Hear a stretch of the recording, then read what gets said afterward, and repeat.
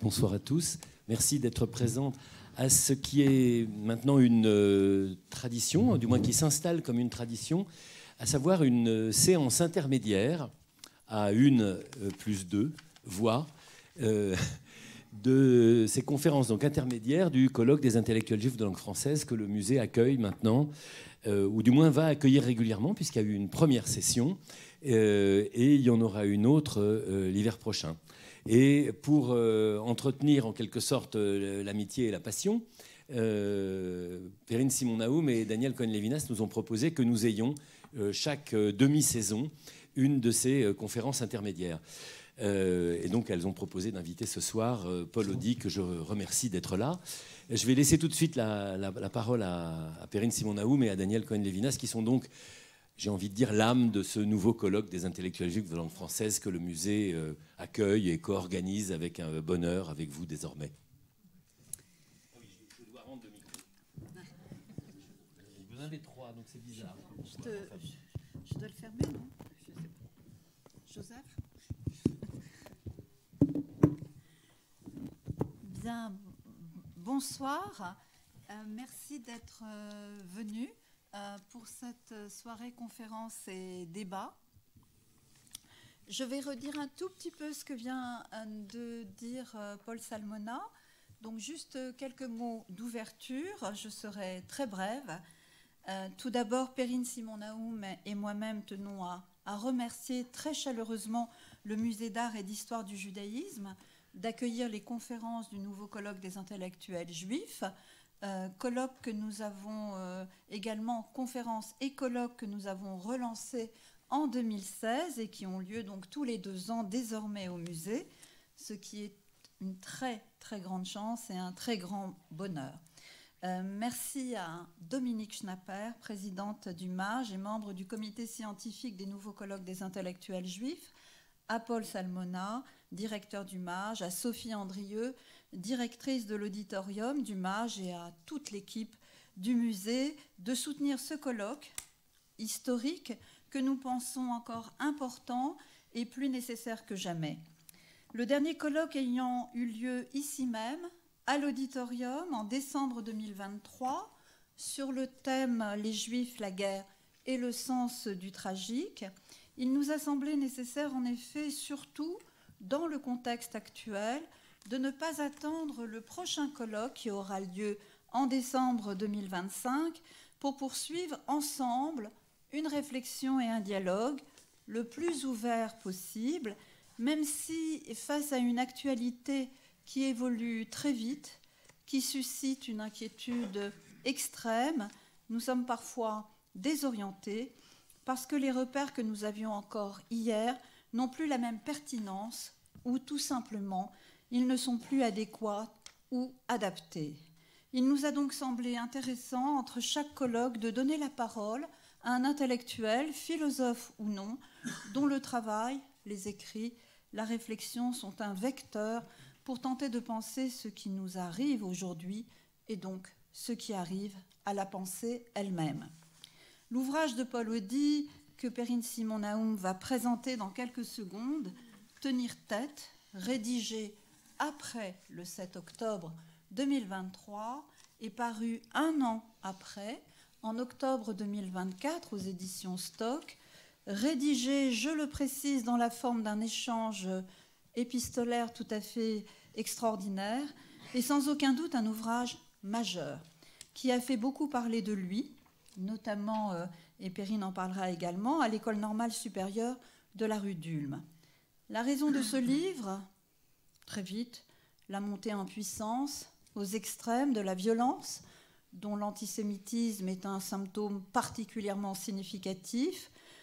Il est donc question d'antisémitisme, mais il est aussi question de transmission, d'identité, de savoir ce que signifie aujourd'hui être juif.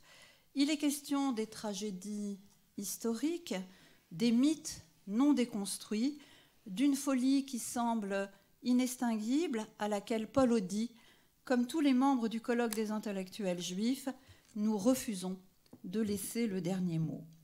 Donc, dans la perspective et dans l'attente du prochain colloque, dont le thème sera judaïsme et politique, nous sommes heureux d'accueillir ce soir Paul Audy, qui prendra la parole tout de suite après Perrine Simon-Naoum et avec qui, après son intervention, nous aurons plaisir à débattre.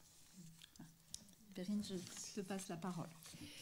Merci beaucoup, merci Daniel. En fait, je ne vais pas présenter les ouvrages de Paul, je vais d'abord présenter Paul.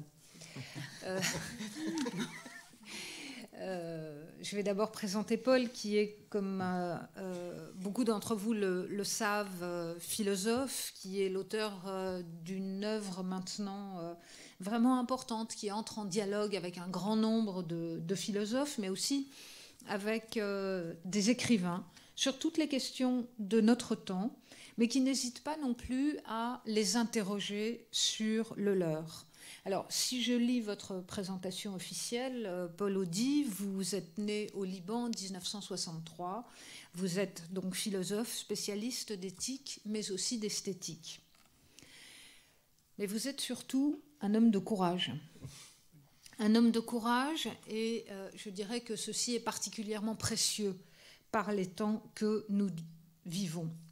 Ce qui me frappe, et c'est aussi la raison de votre présence ce soir, je dirais, en dehors de l'amitié qui nous lie, c'est finalement la manière dont vous nous accompagnez depuis la parution de Troublante Identité. Vous nous accompagnez sans réellement en avoir l'air, du moins sans en revendiquer aucune gloire, mais avec une rare profondeur. Vos derniers livres, Troublante Identité, qui a eu le prix Femina, Troublante Identité en 2022 et Tenir tête, qui a eu le prix Femina de l'essai en 2024, en fait, nous parlent de nous. Nous parlent de nous, non pas, je dirais, de ce que nous sommes, mais de qui nous sommes. Et la question me semble autrement brûlante, également plus douloureuse. Je crois que ce qui vous caractérise, c'est une forme d'obstination respectueuse avec laquelle vous déconstruisez les ressorts d'une identité mortifère, mais plus encore, finalement, comment, livre après livre, vous tissez les fils d'un destin partagé dans une amitié douloureuse, un peu à la manière, pourrait-on dire, de ces personnages. Je pense par exemple au Quatuor d'Alexandrie de Laurence Durrell. Vous êtes ainsi devenu l'un des meilleurs spécialistes de l'antisémitisme.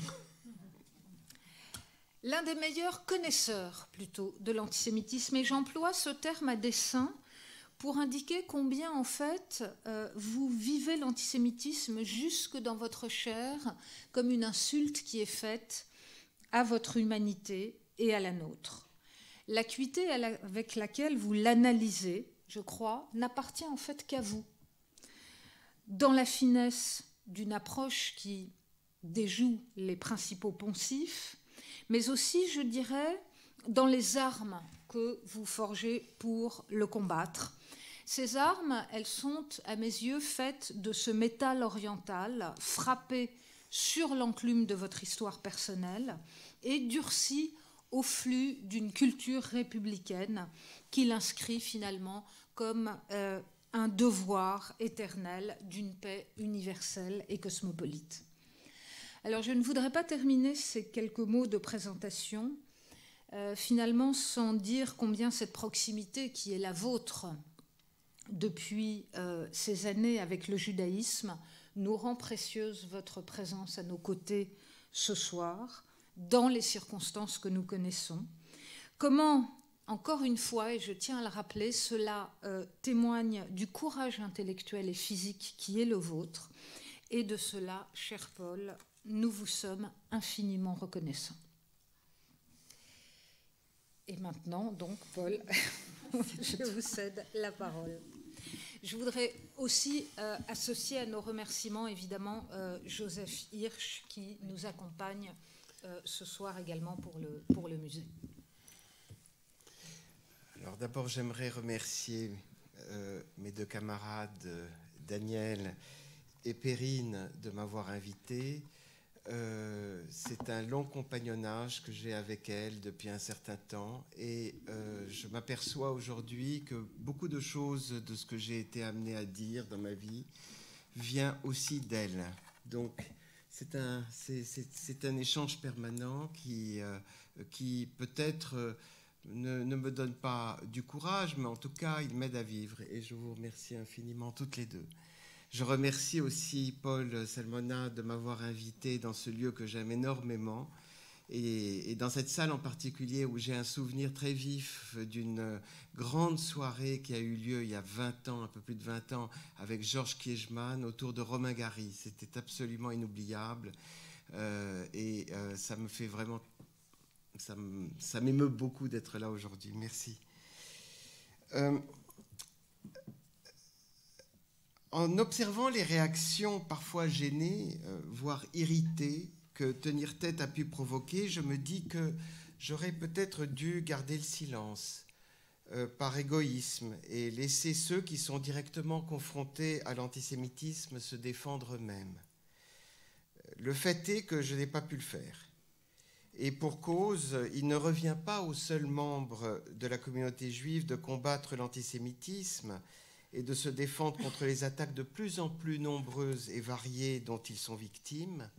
Il s'agit même bien plus d'une question posée à toutes les personnes qui ne sont pas d'origine juive et ne sont donc pas exposées en première ligne, mais qui ne tolèrent pas que des non-juifs fassent payer aux juifs le simple fait d'être juifs, en n'ayant pas même l'idée de comprendre ce que cela implique réellement d'être juif, en dehors des préjugés et des fantasmes que cette réalité si méconnue éveille en eux.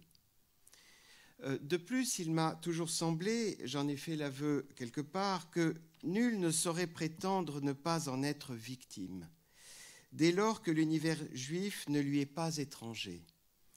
Or, rien de ce qui est juif ne peut lui être étranger si, pour reprendre la formule célèbre de Terence, rien de ce qui est humain ne lui est étranger.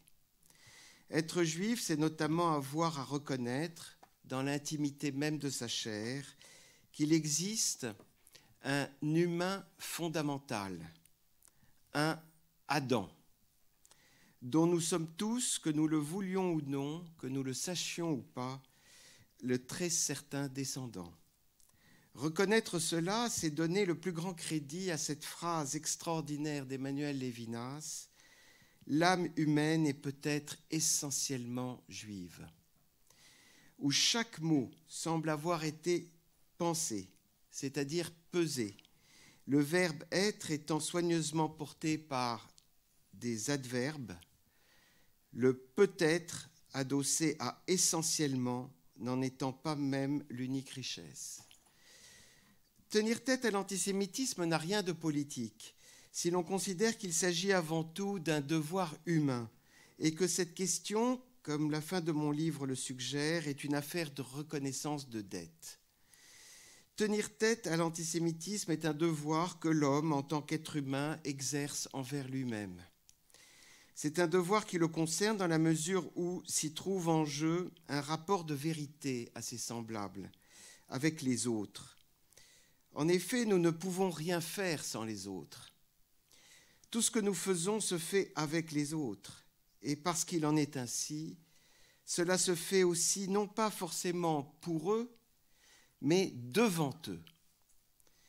Et ce, quand bien même ces autres n'en sauraient rien, ou quand bien même ce qui est fait ou à faire se verrait placé sous le sceau du secret.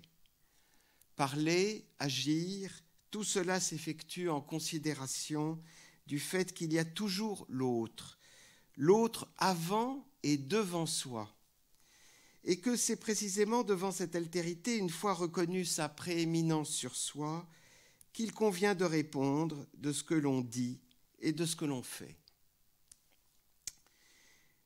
La judéophobie religieuse est une histoire ancienne. Son histoire est étroitement liée à celle du judaïsme. Mais ce qui est nouveau aujourd'hui, c'est sa dimension identitaire, qui suggère à première vue qu'elle est de nature plus politique que religieuse. Seulement voilà, Au Proche et au Moyen-Orient, dans cette région qui est le berceau des 3 religions monothéistes, ce qu'on appelle en Occident l'autonomie du politique n'existe pas. Croire que la sphère politique est autonome, c'est adopter une idée qui est étrangère à sa culture, à supposer qu'on puisse la caractériser de façon unitaire.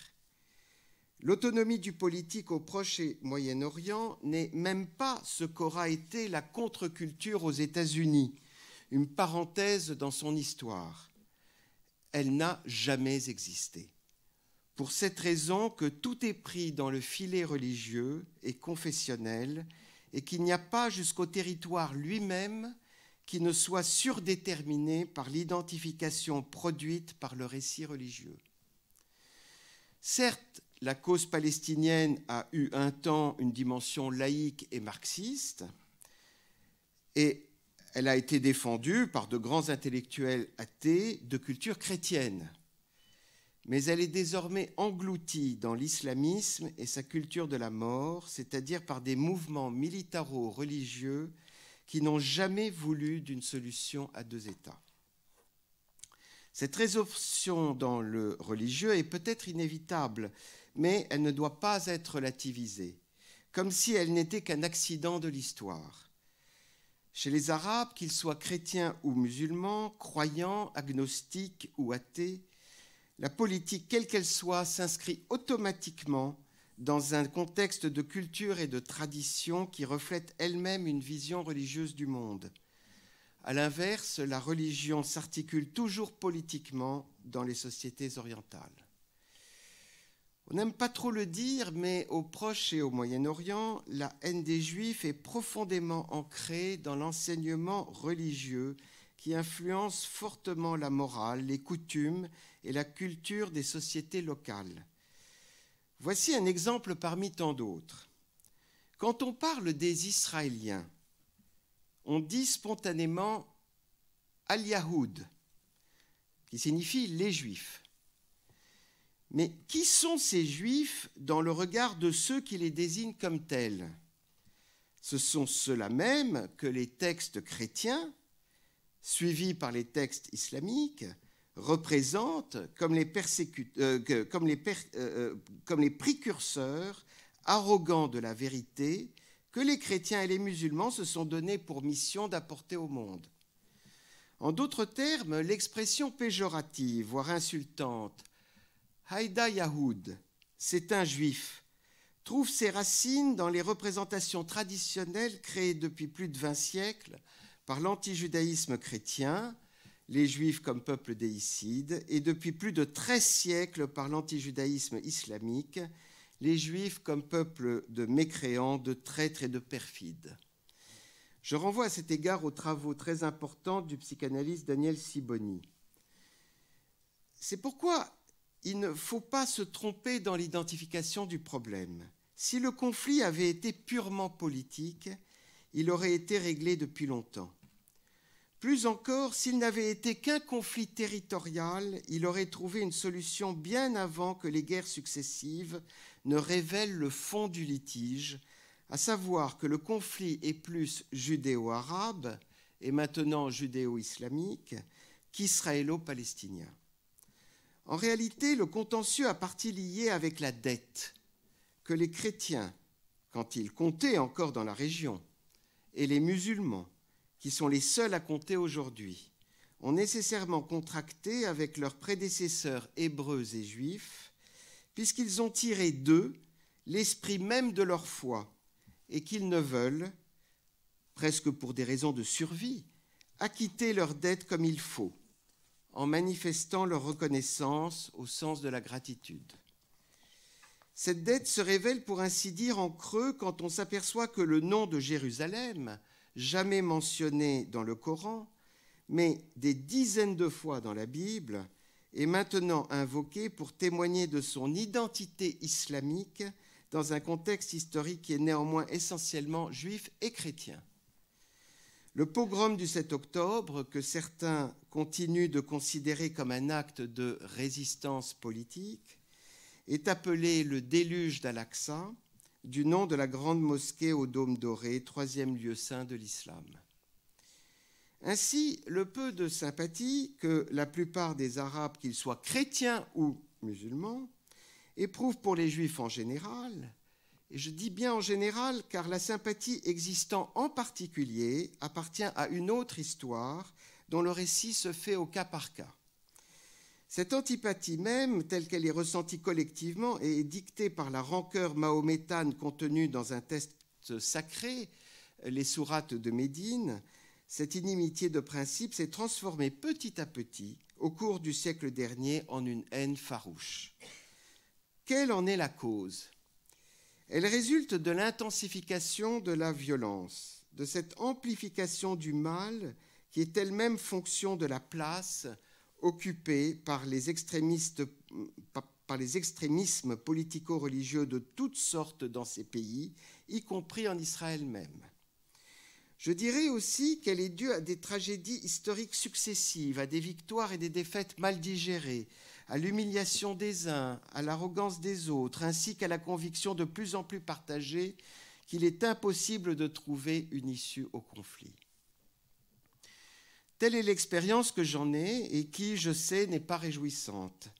Même si de très nombreux Arabes ont vécu avec des Juifs et ont des amis juifs, la plupart d'entre eux ont encore ce que j'appelle un réflexe anti-juif, un réflexe qui les pousse à lâcher soudainement un cliché antisémite éculé au milieu d'une conversation parfaitement anodine.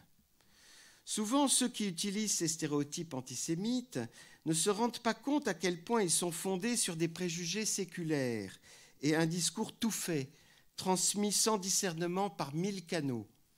Le travail de déconstruction de ce discours antisémite n'a pas été fait en Orient, où il n'existe pas de programme éducatif visant à le contrer. Dans certains endroits, ce trait est même renforcé à des fins belliqueuses.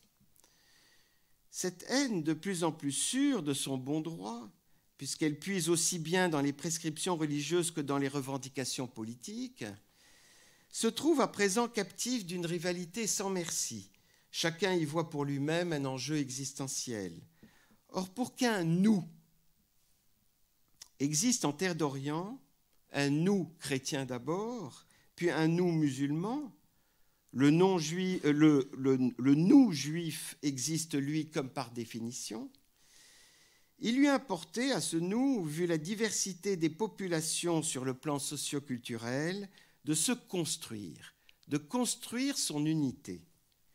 Cette unification a alors été forgée en s'inventant un ennemi commun, les Juifs, al-Yahoud, auxquels les chrétiens et les musulmans doivent pourtant, et en tout état de cause, l'essentiel, voire la totalité de leur message spirituel, ce qui fait de la dette contractée à leur endroit une dette aussi abyssale qu'insoutenable.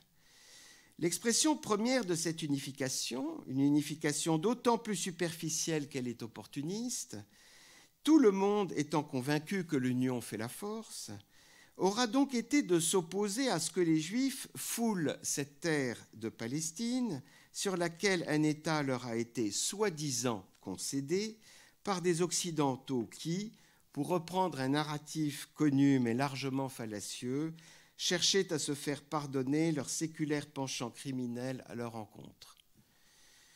Le problème est que ce « nous » arabe, qu'il soit chrétien ou musulman, restera à tout jamais incertain.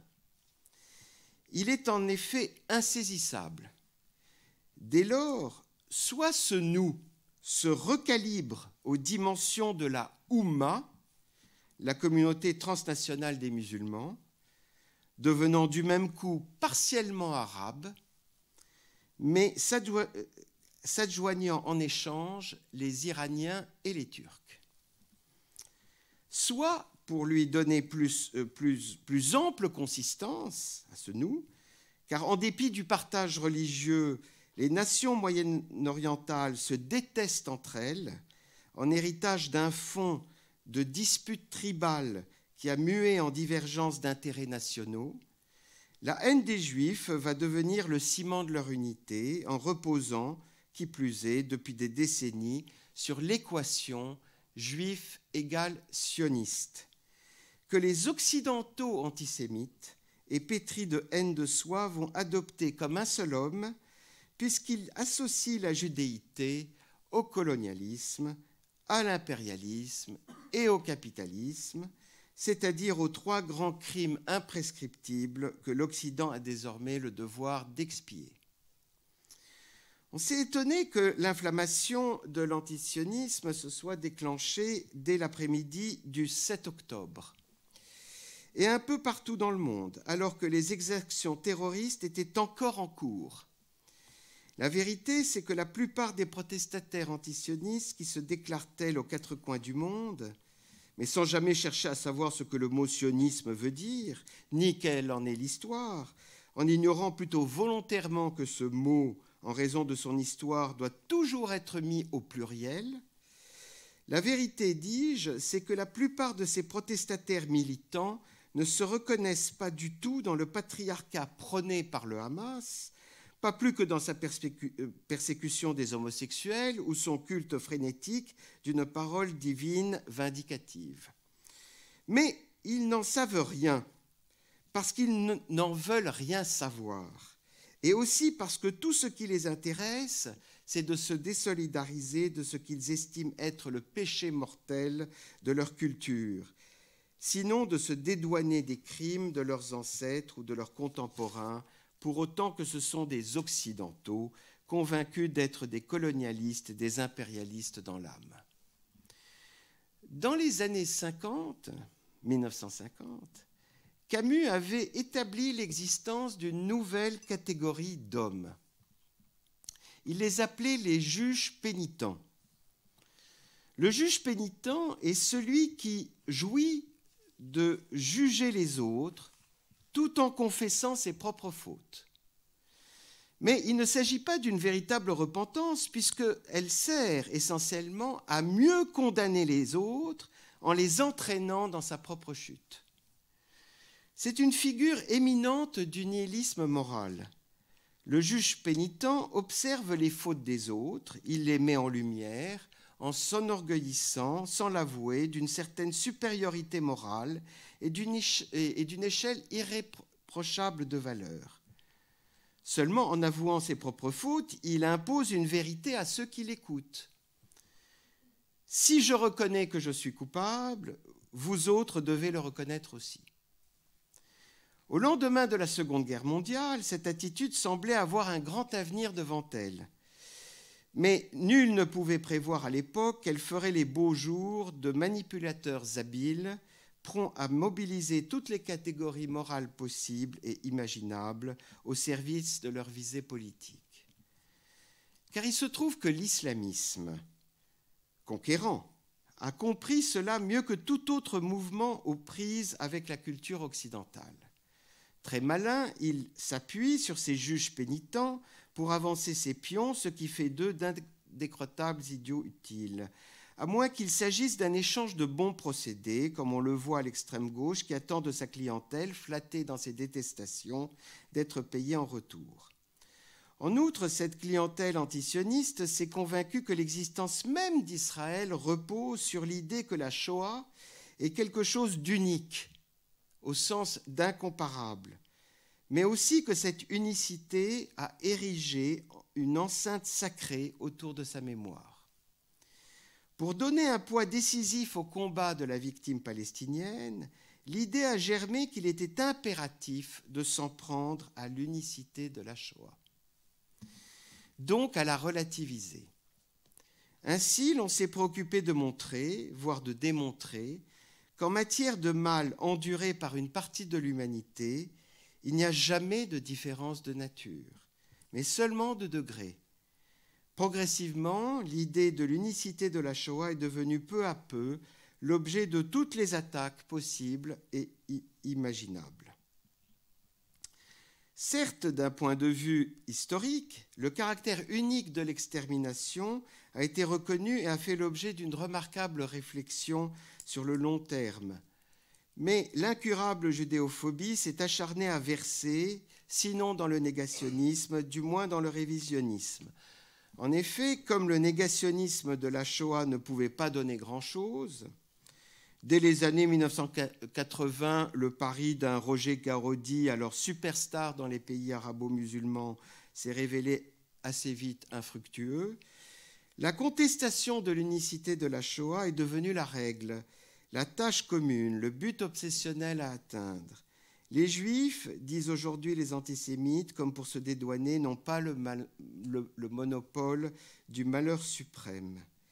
Et c'est ainsi que la conscience historique palestinienne s'est appropriée les attributs de l'histoire juive. L'événement marquant de la Nakba est mis en parallèle avec la Shoah, même si la catastrophe européenne est autrement plus meurtrière. L'apartheid dans les territoires occupés est comparé au ghetto. Le terme occupation est utilisé pour rappeler l'occupation nazie et le Lebensraum allemand. Gaza, sous les bombes ou non, peu importe, est placé en miroir du camp de concentration, voire du ghetto de Varsovie, malgré l'aberration de la comparaison. Le déplacement des populations réfugiées est supposé refléter la déportation des Juifs. Et maintenant, de façon métonymique, ce crime résumant tous les crimes, l'accusation devenue automatique de génocide, dernière idole en date de ce savoir d'opinion que l'on sait capable de plonger nos sociétés de juges pénitents dans la transe. Nouvelle statue doxique, comme l'appelle Gérard Bensussan, érigée en miroir de l'extermination systématique des Juifs d'Europe et permettant de sceller le mécanisme d'inversion accusatoire. Les victimes d'hier sont les bourreaux d'aujourd'hui, les victimes du nazisme sont devenues nazis.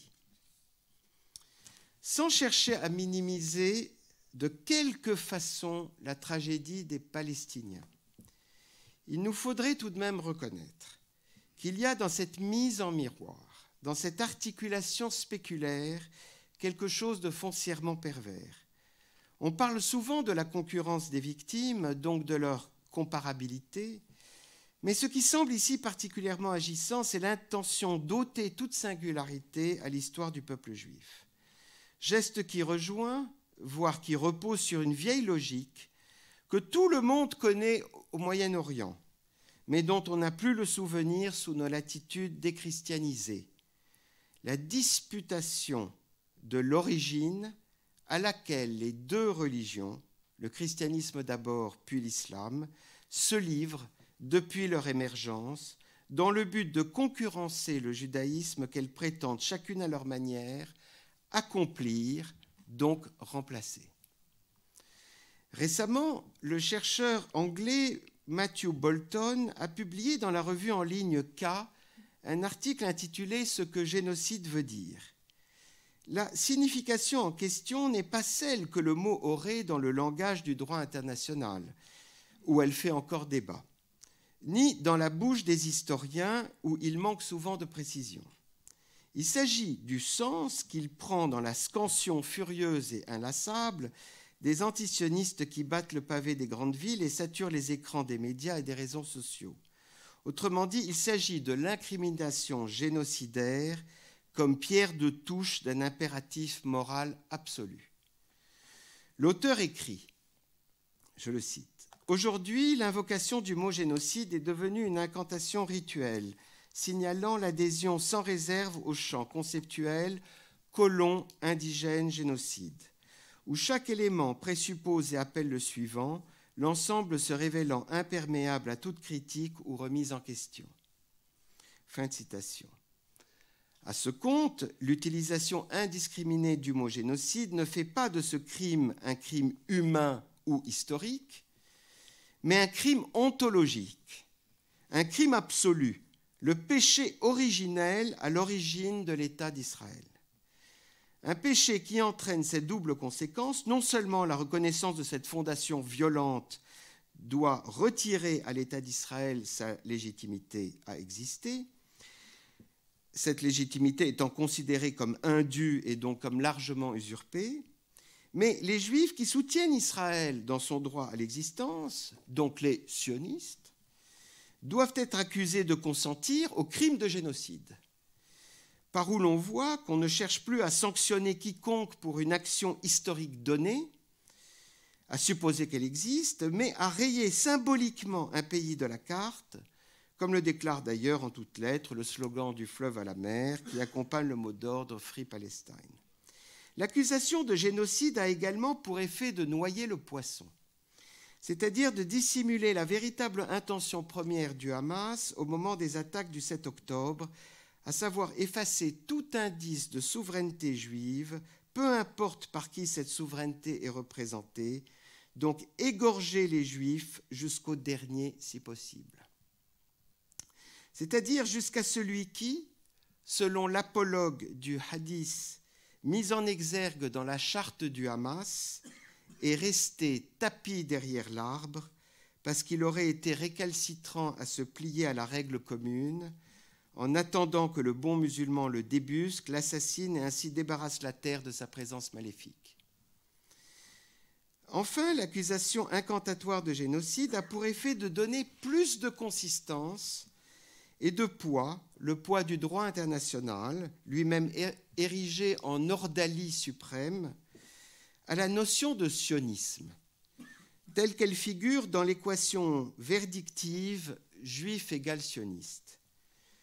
Je l'ai dit à maintes reprises, la signification de ce mot de sionisme est difficile à cerner, surtout par ceux qui en font une injure. Comment s'assurer que l'accusation de sionisme soit portée sur les Juifs si sa signification est équivoque et qu'elle n'est pas compréhensible par tous et partout?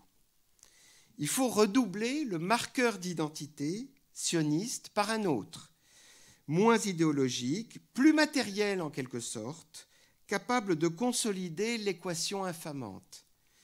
Le qualificatif de génocidaire permet cette consolidation. Juif égale sioniste égale génocidaire est une arme encore plus létale. Elle n'entraîne pas plus seulement l'exil, les Juifs à la mer, elle promet la mise à mort. Elle ne traduit plus les Juifs identifiés au sionisme devant un tribunal politique, elle les traduit devant une juridiction métaphysique, capable de replier la diabolisation des Juifs sur elle-même. On a franchi un cap, on a changé de niveau, on est passé du politique au métaphysique, sinon je vais y venir au religieux. L'analyse de Bolton a pressenti cela quand elle détecte dans le discours des antisionistes la volonté de sortir du cadre de l'action proprement politique. Bolton explique en effet que ce que visent les accusateurs d'Israël et de ceux qui défendent son droit à l'existence, c'est à rendre le combat politique inutile, car le mal qu'ils dénoncent est à leurs yeux de nature ontologique. Je le cite. Une fois adoptée, la Weltanschauung coloniale met un voile de déshistoricisation et de dépolitisation sur le conflit, rendant impossible la perception de la catastrophe actuelle autrement que comme l'expression inévitable d'une logique irrésistible, plutôt que comme le résultat contingent d'une série de rencontres historiques, de luttes politiques et de choix moraux. Fin de citation. C'est au point où il ne semble plus du tout nécessaire d'attendre qu'un tribunal officiel statue sur les actions commises. La messe est dite, toujours déjà dite. Le résultat est le suivant. Vous, Israéliens, vous êtes mauvais dans la mesure où vous êtes des Israéliens, c'est-à-dire des colons. Que vous soyez de gauche ou de droite, anti ou pro-Netanyahou, n'y change rien. En tant que membre d'un État colonial, vous êtes même, indépendamment de vos pensées ou de votre volonté, condamnable. Certains vont jusqu'à penser que la condamnation tient au fait que les Israéliens sont des Juifs, prouvant de ce fait même que l'antisionisme est un antisémitisme. Aux yeux de ces fanatiques de la haine, qui prennent le canular des protocoles des sages de Sion pour argent comptant, le juif ne peut être qu'un être dépourvu de scrupules, qui s'empare toujours du bien des autres, qui est forcément sioniste, qui est foncièrement mauvais, etc. Cela dit, devrait-on voir dans cette déshistoricisation et cette dépolitisation dont parle Bolton le dernier avatar de la notion de fin de l'histoire, qui avait enivré les libéraux à la fin des années 90. Ne s'agit-il pas cette fois de la version d'extrême gauche rapportée à la pensée décoloniale et à la lutte contre le colonialisme? Car si l'on admet que l'histoire tout entière est celle du colonialisme, alors en faire disparaître jusqu'à l'idée, n'est-ce pas tenter d'en finir avec l'histoire elle-même?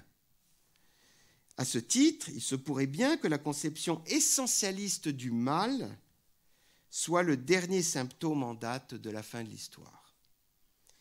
Et cependant, derrière l'essentialisation du mal que représentent les Juifs, parce que sionistes, parce que colons, derrière l'inutilité d'en passer par l'arrêt d'un jugement éventuellement porté sur telle ou telle action historique, ou d'avoir recours à telle ou telle preuve de crime à verser au dossier, se profile l'ombre portée du religieux le plus insidieux.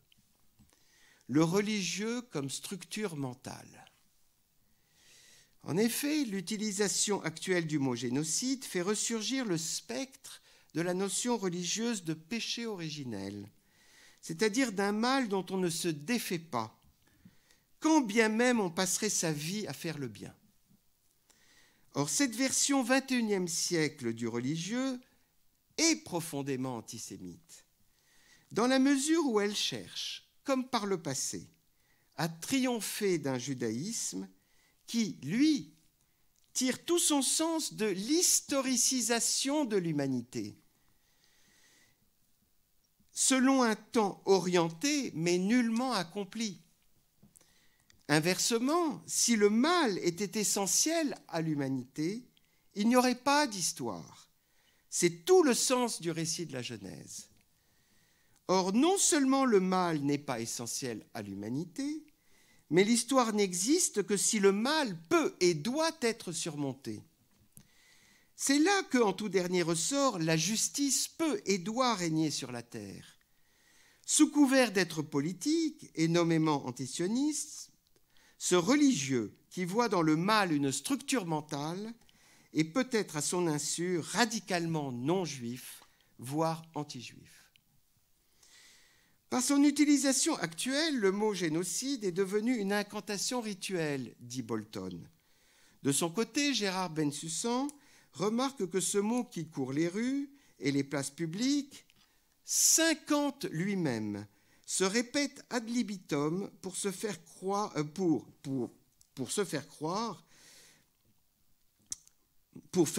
à la chose qu'il signifie.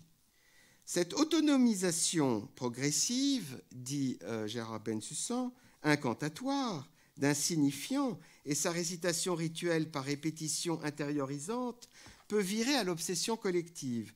Plus rien n'est assez fort rhétoriquement pour décrire le monstrueux génocide, aucune emphase assez vive, aucun mot assez grave pour protester contre ce qui est présenté comme le pire crime jamais commis sur la surface du globe depuis la nuit des temps. Tout se passe donc comme si, pour la première fois dans l'histoire du monde, et en ce lieu seulement, Gaza, une population, des enfants, des femmes et des vieillards étaient victimes des terribles cruautés de la guerre. Fin de citation. Comment comprendre cela? Je rappellerai tout d'abord qu'Alexandre Kojève, le théoricien de la fin de l'histoire, avait eu beaucoup de mal à dégager les signes indicateurs de cette fin. Il a certes parlé de l'homme post-historique comme d'un homme libéré des grandes passions qui ont animé l'histoire et qui se consacrerait désormais à des activités plus naturelles, non négatrices, comme l'art, l'amour et le jeu. Toutefois, une réflexion sur la situation actuelle nous suggère qu'on assiste, corrélativement à une destitution de la valeur de la vérité, à un retour en force, à un retour massif de la pensée magique. Ce retour est effarant, effrayant, en tout point catastrophique. On sait à quel point les contenteurs de l'État d'Israël, sinon surtout dans les pays arabes, sont superstitieux et attachés à remplacer le nom Israël par celui de entité sioniste quand ils s'y réfèrent. En se gardant de prononcer le nom d'Israël, non seulement ils affichent leur refus de reconnaître l'existence d'Israël, mais ils démontrent indirectement qu'ils se méfient comme de la peste d'un langage qui pourrait à lui seul le faire exister. Est-ce une rémanence de la pensée magique ? Je dirais plutôt c'est un retour de la pensée magique.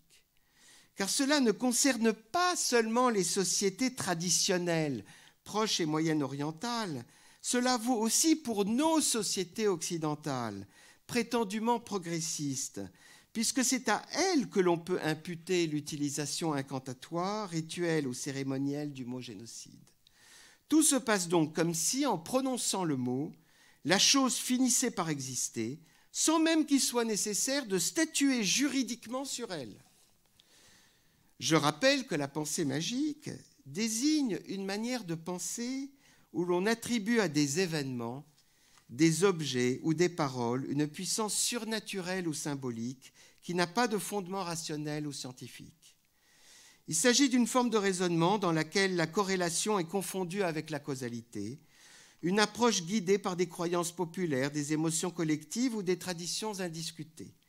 Par exemple, on s'abstient de penser à quelque chose de négatif de peur que cela se réalise, ou à l'inverse, on pense qu'un événement auquel on a pensé très fort adviendra. La pensée magique n'est pas irrationnelle en soi. Elle fait partie de l'imaginaire humain et peut même avoir une fonction psychologique importante, comme rassurer, donner du sens, maintenir l'espoir. Mais elle ne repose pas sur un raisonnement logique ou empirique. Le complotisme, qui se répand à la vitesse de la lumière sur les réseaux sociaux, comme dans les têtes, se nourrit de cette croyance. Piaget y voit une caractéristique de l'enfance durant le stade préopératoire entre 2 et 7 ans, période durant laquelle l'enfant n'a pas encore acquis la pensée logique. Il est alors égocentrique et mélange rêve et réalité, désir et causalité. Mais Freud, lui, rattache cette structure de pensée à une logique inconsciente, qui n'est pas tributaire d'un âge donné.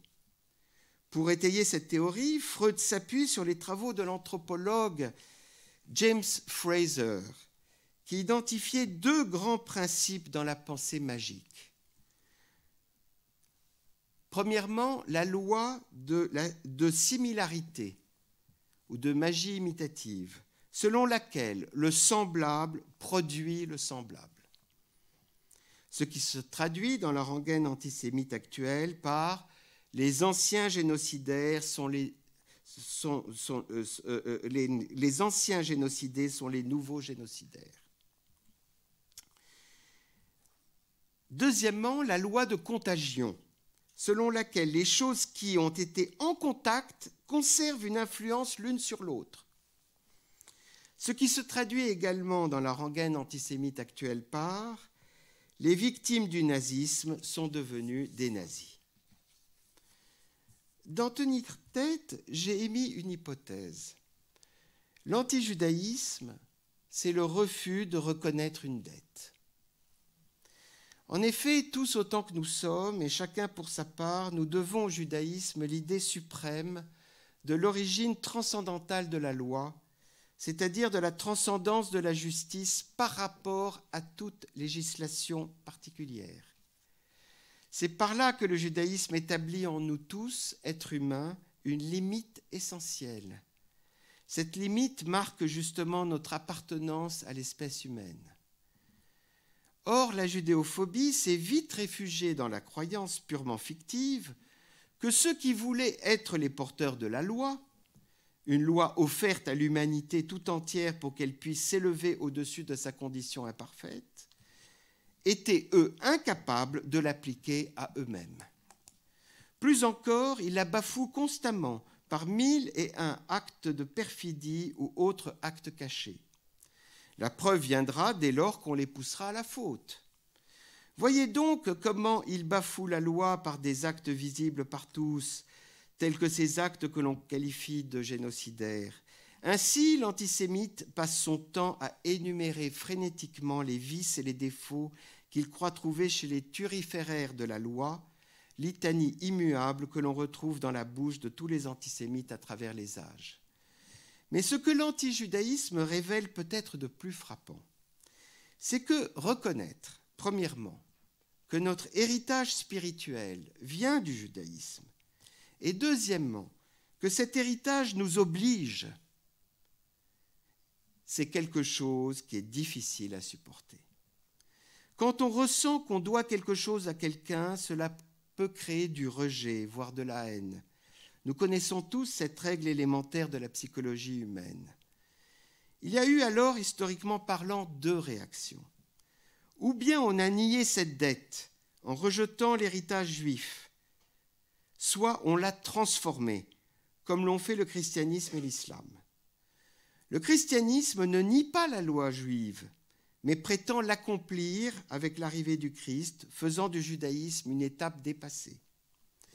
L'islam agit différemment, en affirmant que les textes juifs ont déformé le message original d'Allah, tout en reprenant de très nombreux éléments caractéristiques du judaïsme. Ou bien, autre réaction, encore plus radicale, on a cherché à éliminer tous ceux qui portent cet héritage sur leurs épaules ou dans leur cœur. Cela s'est manifesté par des persécutions répétées contre les Juifs, jusqu'à la tentative d'extermination totale des Juifs d'Europe entre 1939 et 1945. Au regard de tout cela, une question se pose. Cette violence démesurée et inimaginable ne renvoie-t-elle pas à la peur de reconnaître qu'il y a en chacun de nous une part juive, une part de judéité qu'on préférerait ignorer, tant elle est exigeante et requérante, alors qu'elle fait partie de nous. Reconnaître sa part juive, à supposer qu'il le faille, c'est, comme je le pense, reconnaître ipso facto l'existence d'une dette et tâcher de s'en acquitter autant que faire se peut.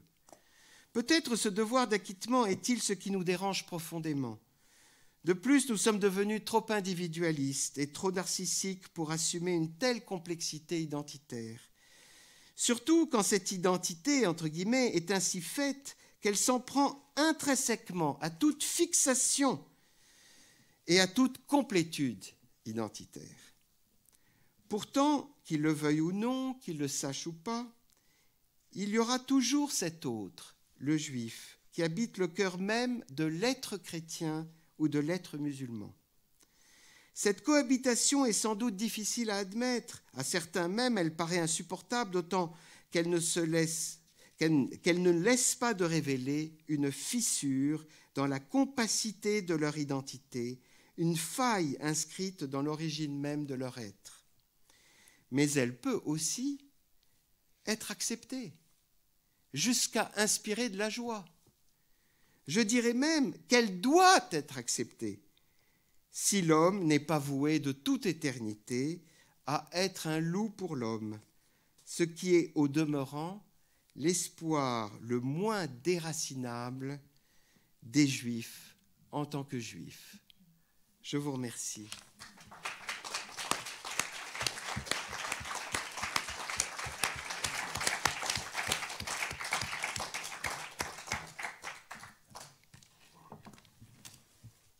Merci infiniment, Paul Audy, pour cette remarquable conférence.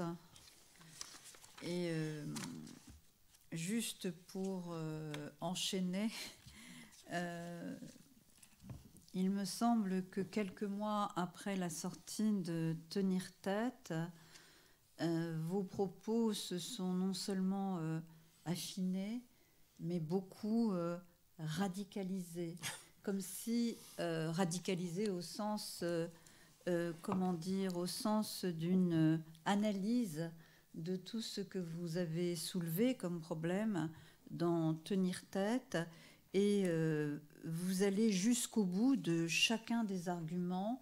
Je n'ai pas de mémoire entendu une analyse qui portait autant d'acuité, de lucidité et de capacité de synthèse récapitulative permettant de comprendre certains phénomènes de répétition et de récurrence aujourd'hui qui surgissent comme une sorte de retour de refoulé, c'est-à-dire avec une puissance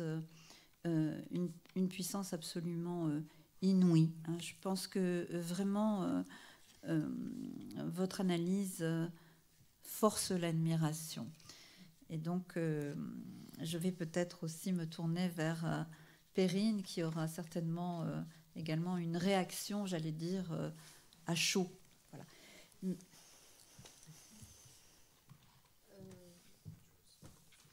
D'accord.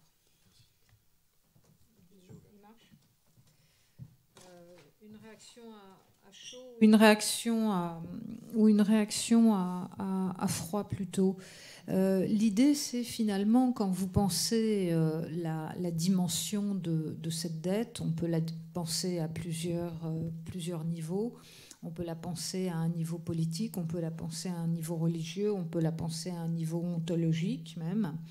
Et je commencerai par le premier niveau, parce que c'est évidemment celui qui, d'une certaine façon, nous concerne tous et nous concerne aujourd'hui. À savoir, quelle est finalement... est-ce que la politique a encore une place dans cette reconnaissance de dette? Et est-ce que, au contraire, et c'est ce qu'on voit, je pense, dans les attaques contre la démocratie, dont on sait très bien qu'elles sont aussi des attaques, en tout cas dans nos sociétés modernes démocratiques, contre les juifs, est-ce que finalement on ne fait pas qu'aggraver la chose, et comment est-ce qu'il y aurait à ce moment-là une réponse politique qui serait la seule finalement qui nous serait commune?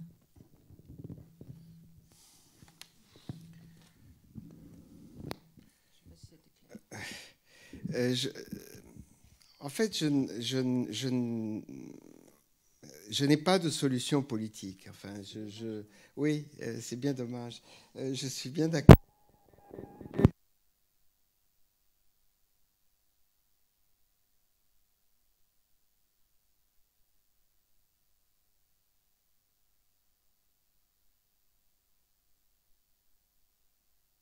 Oui, on m'entend? Non? Ah, voilà, maintenant, oui. Alors, je ne sais pas. Je ne sais pas ce que nous vivons aujourd'hui, c'est une telle défiance vis-à-vis de la démocratie et de tous ces mécanismes.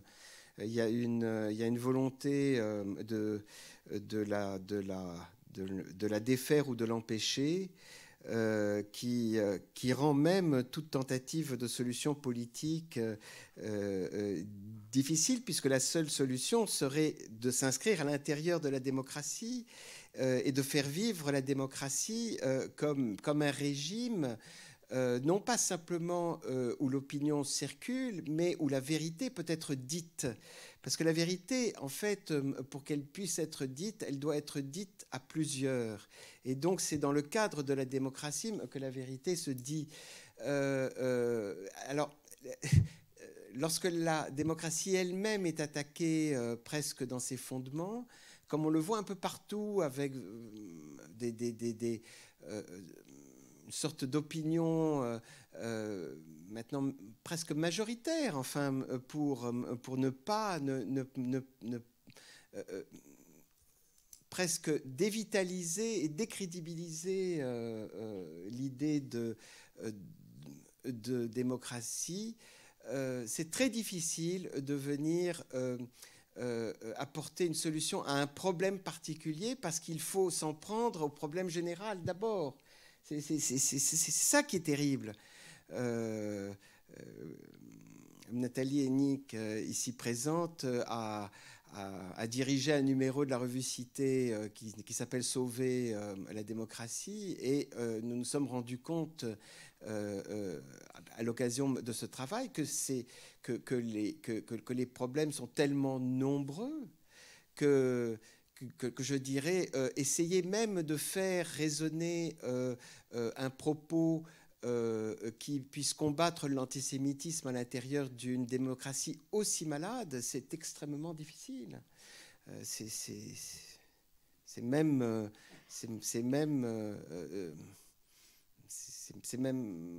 presque perdu d'avance, dans la mesure où la démocratie croit pouvoir se loger dans le forum des réseaux sociaux, où c'est une machine antisémite absolument incroyable qui fonctionne à plein tube. Donc, voilà. Enfin, c'est une mauvaise réponse, je sais.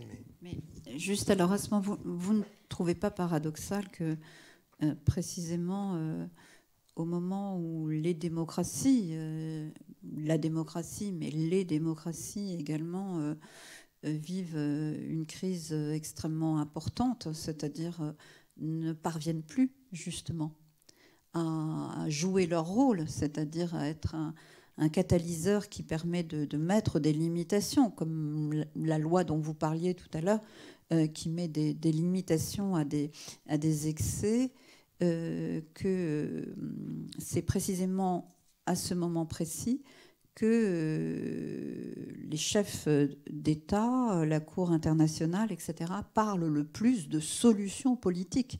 C'est-à-dire, ce sont des solutions politiques, diplomatiques, qui vont permettre de résoudre ce conflit.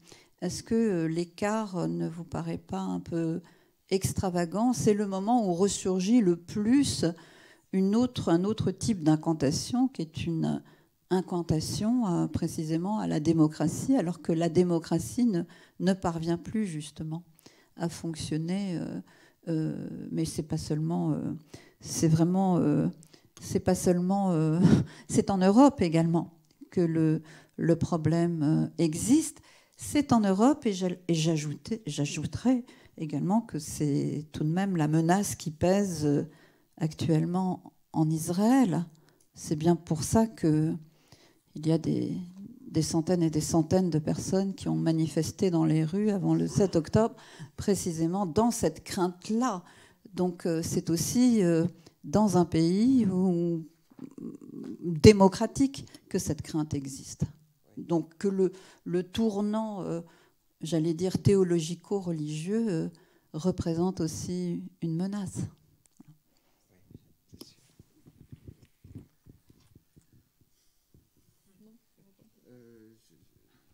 Il n'y avait pas vraiment de questions, Non, mais Alors, moi,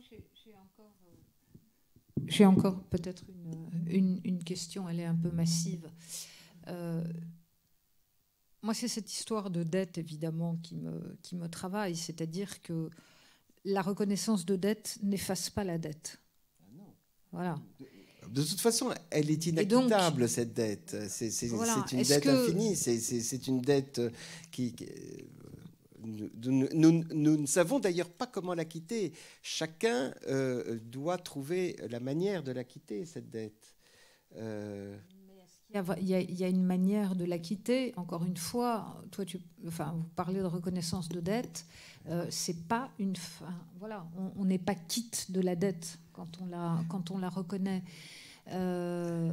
Donc finalement, je veux dire, on est toujours pris dans le même cercle vicieux.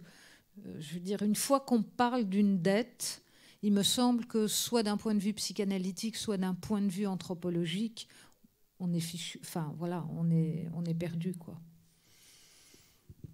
Je ne sais pas comment vous la concevez. Je ne suis pas sûr que l'on soit perdu, dans la mesure où la dette, elle nous oblige. Donc, le mot dette et le mot devoir, c'est le même mot. Hein, et donc, elle donne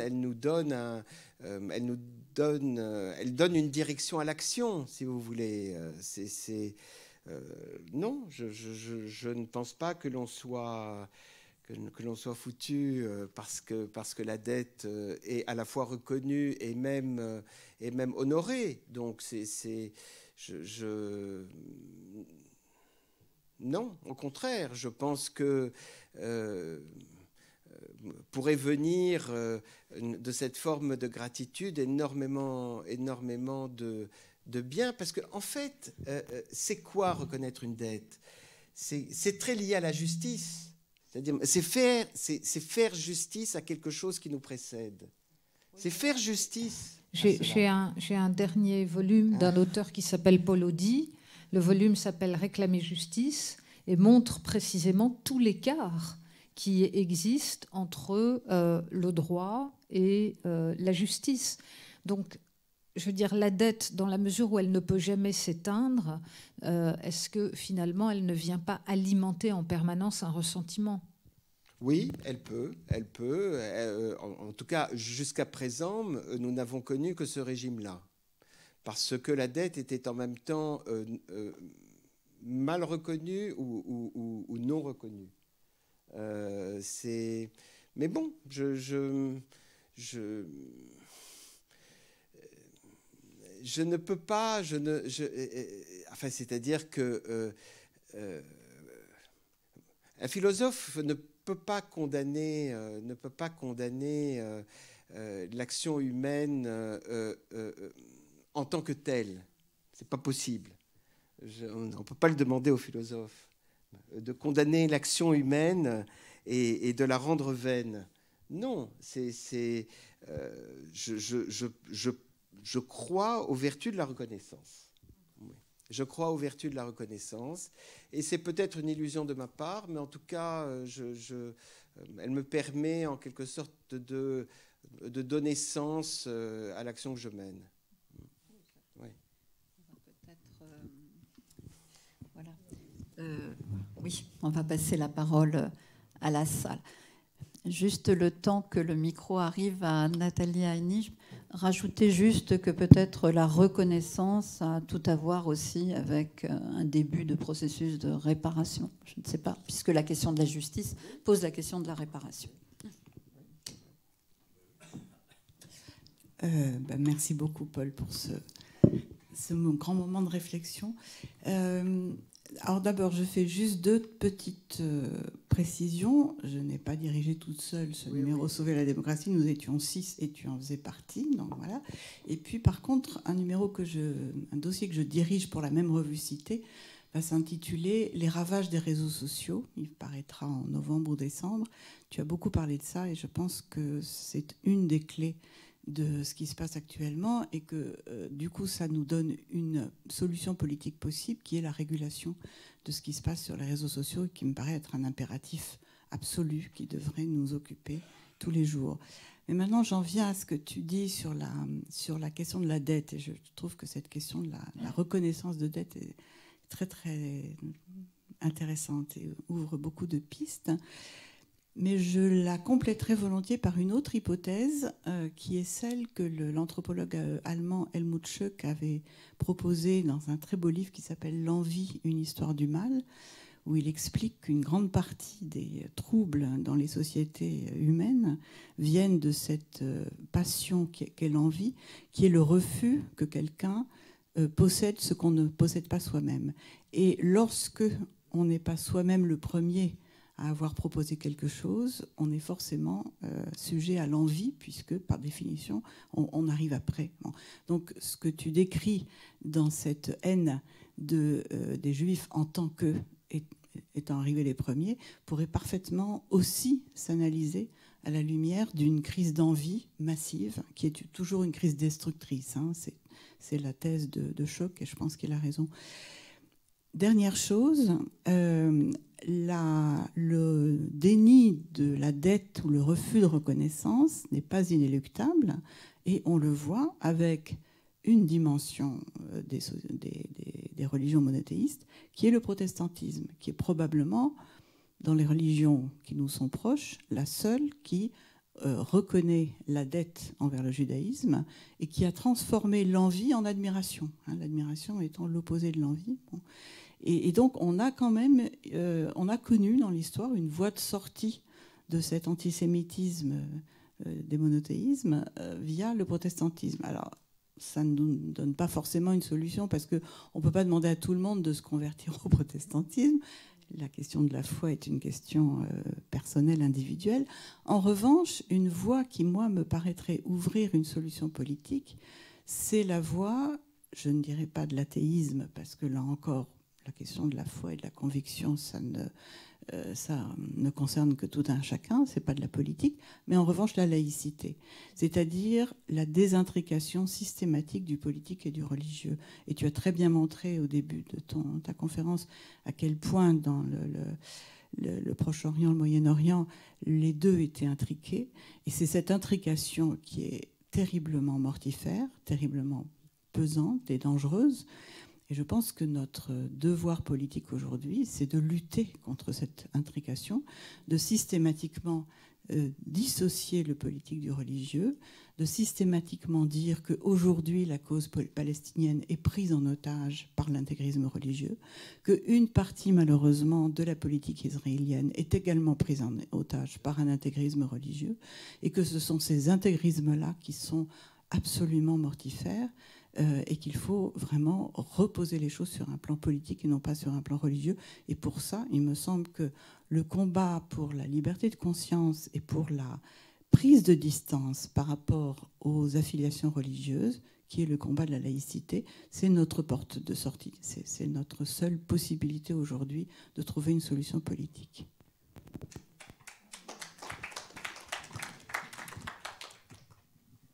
Merci beaucoup, Nathalie. Merci beaucoup, Nathalie. Alors, effectivement, tu m'aides à peut-être tracer la voie de cette solution politique que l'on m'a demandé d'ébaucher. C'est vrai que la question de la laïcité comme désintrication du politique et du religieux est une voie de salut. Le problème, c'est que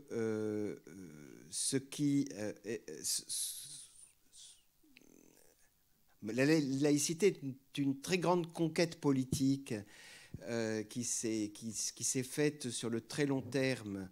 Et cette laïcité n'existe pas partout, et même elle n'est pas reconnue comme telle.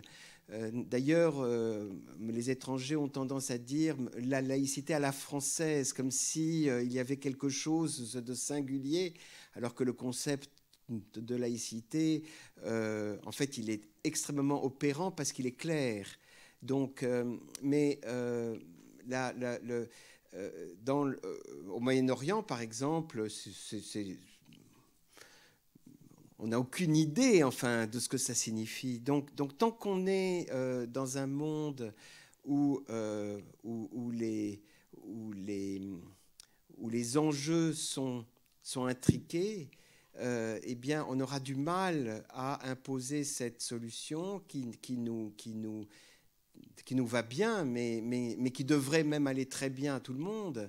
Mais voilà, c'est un très long chemin. Et c'est un chemin qui est d'autant plus obstrué qu'il y a aussi une sorte de revitalisation du religieux lui-même un peu partout. Donc on se retrouve là dans une double problématique.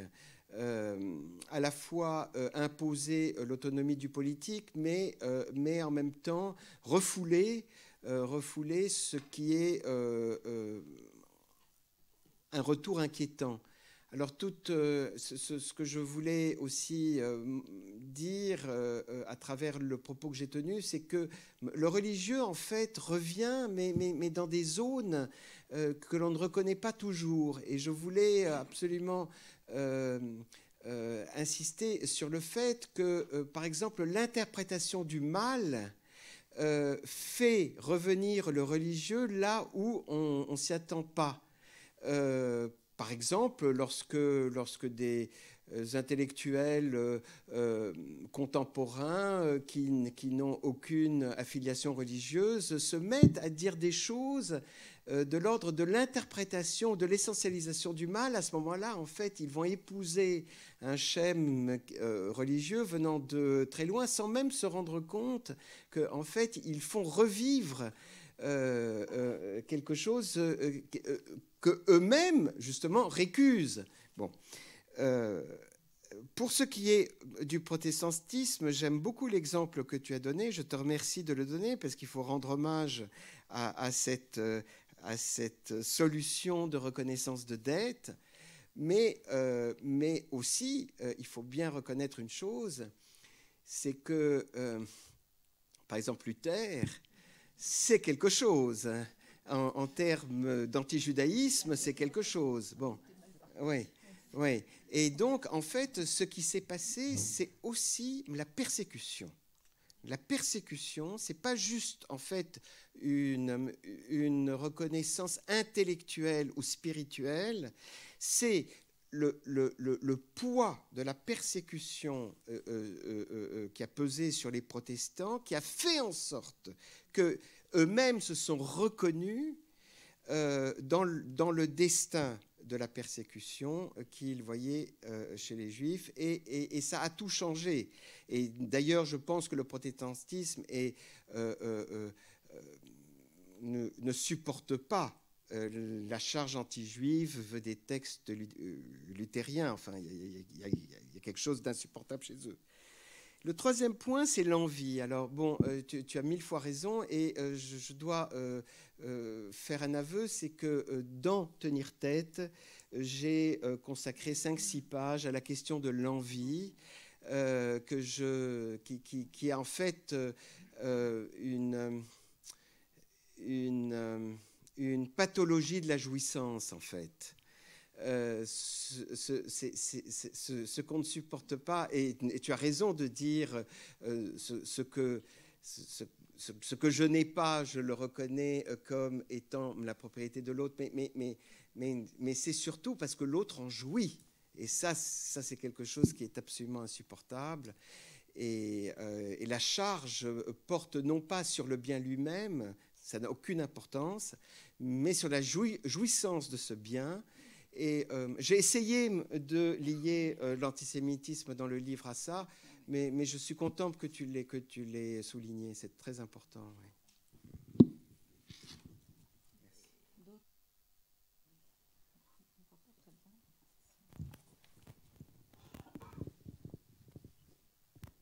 Merci beaucoup. Dans la pensée juive, il existe aussi la pensée magique. En particulier, l'idée que le divin va récompenser les bonnes actions et punir les mauvaises. Or, chacun d'entre nous sait qu'il n'en est rien. Pourtant, il existe un domaine dans lequel cette équation pourrait bien fonctionner, et c'est le domaine du politique. C'est-à-dire que l'idée qu'un peuple se soumet à une loi peut devenir un bouclier et peut constituer un avantage comparatif qui lui donne la rétribution par l'histoire. Cette idée qui n'est pas scientifique est quand même, je pense, partagée d'une certaine manière par de nombreux juifs, qu'on pourrait appeler une idée du destin juif, mais qui est aussi accomplie dans la démocratie, sous une forme laïque. Et il me semble que la meilleure réponse qu'on peut apporter à la fois à l'antisémitisme et à l'antidémocratie, c'est la victoire et la force, et la croyance dans nos valeurs. La croyance dans nos valeurs, dans leur puissance.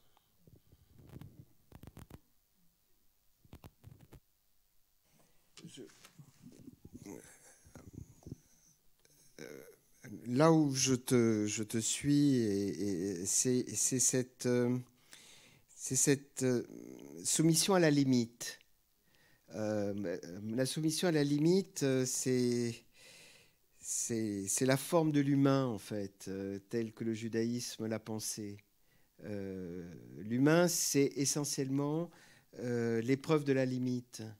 Et cette épreuve de la limite, elle prend la forme de la loi, évidemment, mais aussi elle structure tous les rapports humains, les rapports individuels. Et pour qu'une société, en quelque sorte, puisse s'ouvrir les voies de l'avenir, elle doit absolument souscrire à cette soumission à la limite, à cette épreuve de la limite. Sinon elle va disparaître, elle ne pourra pas survivre, parce que dès lors que la limite est brisée, c'est la violence qui l'emporte, et c'est quelque chose que l'on ne peut plus arrêter. Donc,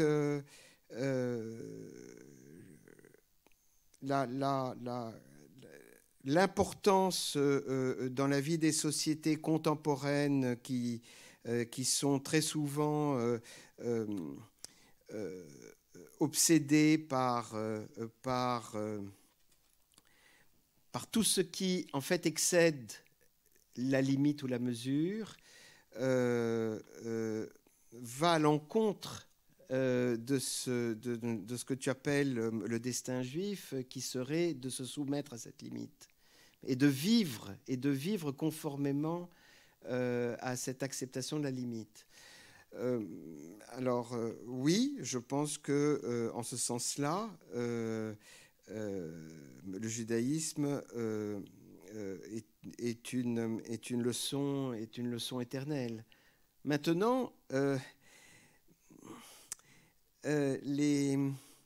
la pensée magique, enfin, tu as commencé ton propos et tu as dit qu'il y avait des traces de pensée magique dans la pensée juive. Évidemment qu'il y en a forcément. Il n'y a pas de religion qui ayant affaire à l'invisible, à quelque chose que l'on ne maîtrise pas, ne sollicite pas les mécanismes de la pensée magique.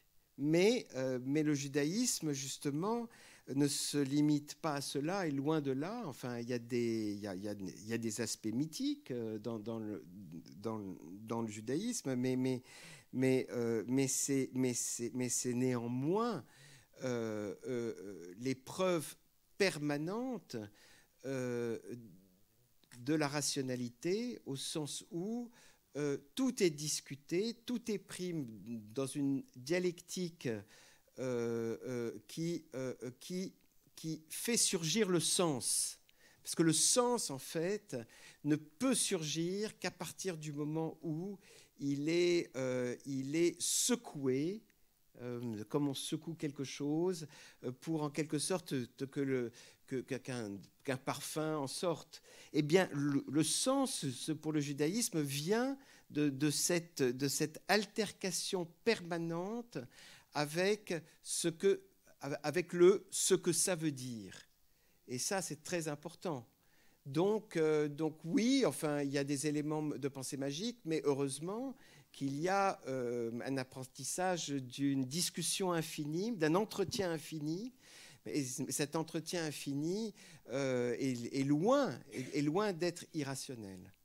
En tout cas, tel que moi, je l'ai vu et je l'ai compris. Alors, juste, il y a peut-être d'autres questions. Je voudrais juste te demander quelque chose, Paul. Tu as, donc, autour du thème, du motif de la dette. Est-ce que pour le judaïsme, pour les juifs, la dette, c'est toujours l'autre qui doit la reconnaître? Est-ce que les juifs n'ont pas contracté une dette qu'eux aussi devraient reconnaître? Mais bien sûr, Mais évidemment, puisque la justice elle-même trouve son motif dans la dette. C'est bien sûr, rendre justice à l'autre, rendre justice à l'autre d'être l'autre, c'est quelque chose qui met en situation d'endettement vis-à-vis de ce qu'on doit à l'autre, Donc oui, absolument. Je pense que tu mets le doigt sur le cœur même de la chose. Ouais, je pense. Donc, je ne sais pas s'il y a d'autres... Allô? Oui, il y a encore une Juste dernière encore... question peut-être. Je voulais simplement faire part d'un... je suis là. Ah oui. D'un certain trouble, parce que je trouve que votre exposé était très nourrissant, mais un peu de façon gai savoir, si vous me permettez. J'entends qu'il y a tout un niveau qui est propre sans doute à la philosophie, qui consiste à être dans les grandes figures. Je me rappelle la phénoménologie de Bachelard, vous voyez, des grandes figures comme ça qui viennent des textes en réalité. Alors c'est ce qu'on appellerait le juif symbolique, donc, quand vous parlez de la dette, vous allez de la morale au théologico-politique, vous allez à la psychanalyse. Il me semble que c'est un certain niveau de réflexion. Et ensuite de quoi? Donc, on pourrait en parler, mais c'est l'objet d'interprétation, comme vous le dites très justement, de disputes infinies. Finalement, Freud a dit ça, on est tous en dette et on est tous des névrosés, mais finalement, on arrive à en vivre. Il n'y a que les psychotiques qui veulent en sortir et ça nous fait beaucoup de mal à tous. Mais finalement, avec la dette, on peut vivre avec une dette. Alors, c'est là que vous arrivez à dire, oui, mais on en veut aux Juifs. Et là, on passe au deuxième niveau de l'analyse, et qui a toujours été la grande difficulté des histoires de l'antisémitisme. Avec Sartre, c'était la même chose. Il y a un bouquin absolument formidable de Nirenberg qui est sorti il y a 2 ans, c'était l'antijudaïsme. Mais là, il était dans les corpus, quand il parle Saint Thomas d'Aquin, etc. On est dans des textes, on est dans la dispute. Mais Sartre, il reprend ce qu'avait fait Marx, c'est-à-dire le juif, c'est l'argent. Alors ça reste une figure archétypique. Mais à côté de ça, quand on passe vraiment à la politique, c'est autre chose. C'est-à-dire que l'antisionisme aujourd'hui et ses accusations de génocide et tout ce que vous avez parfaitement exposé, je dois vous dire d'ailleurs que à un moment donné, quand on est tellement clair sur ce qui fait mal aux Juifs, ça fait mal de répercuter la parole. C'est toujours difficile de ne pas renforcer la parole qu'on dénonce et que vous disiez vouloir démolir, déconstruire. Mais pour ce qui concerne l'antisionisme d'aujourd'hui et ses accusations de génocide, c'est vrai, vous avez parfaitement démonté, donc, ce sont en effet une situation historique, avec des acteurs historiques. À vous entendre, vous avez dit peut-être le pari est perdu. Oui, Harvard a été privé d'un certain nombre de microphones. Le Hamas a perdu. Le Hezbollah est cassé. En ce moment, il y a des boys qui sont en train de risquer leur vie pour justement casser ce genre de saloperies mortifères et nucléarisées. Donc, ça, c'est la situation réelle, historique, n'est-ce pas? Et le juif réel... eh bien, il se bat contre ce genre de choses et le juif réel n'est évidemment pas réductible à la figure de quelque histoire de l'antisémitisme qu'elle soit. Voilà. Vous voyez, ma critique porte sur ce grand écart ou ce double pied entre un certain niveau de réflexion théorique qui est absolument légitime et justifié pour cela, mais le passage au politique me semble... nécessiter d'autres outils pour que l'exposé soit lui-même opérable. Et c'est un peu le sens, d'ailleurs, le ton qu'a pris Madame Lénic quand elle est arrivée à dire, finalement, les réseaux sociaux, quels sont les problèmes précis des réseaux sociaux, la laïcité, quels sont les problèmes précis de la laïcité. Voilà.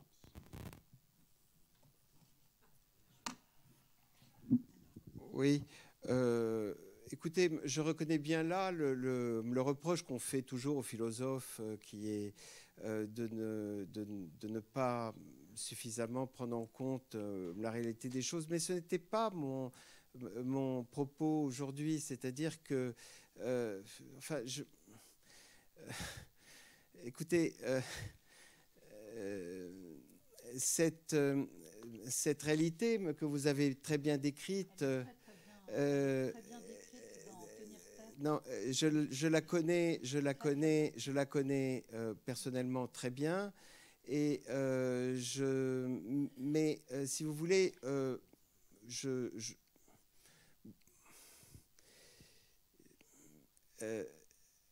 la lutte, si vous voulez, la lutte, elle est toujours réelle. Enfin, c'est une lutte réelle qui prend plusieurs formes, qui prend une forme militaire aussi. Hein. Je suis le premier conscient de ça.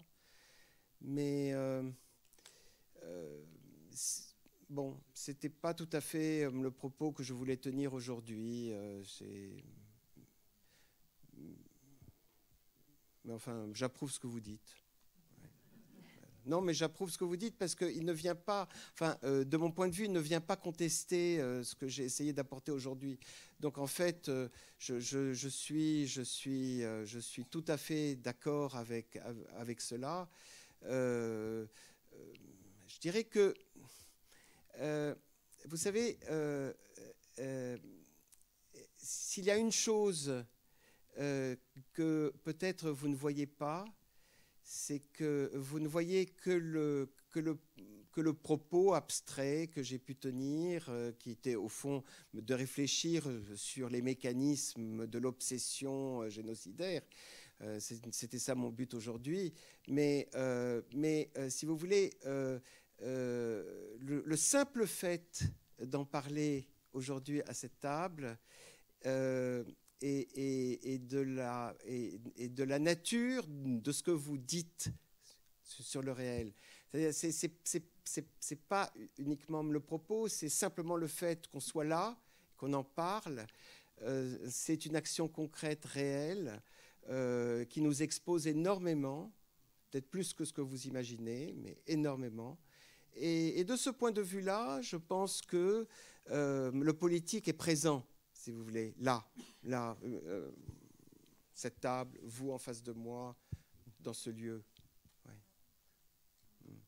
C'est ce que le philosophe peut vous répondre, voilà. Bien, merci pour cette réponse de philosophe. Je crois qu'on doit malheureusement arrêter là. Donc, merci beaucoup, Paul Audy, pour cette magnifique réflexion. Et puis, nous continuerons dans le colloque des intellectuels juifs.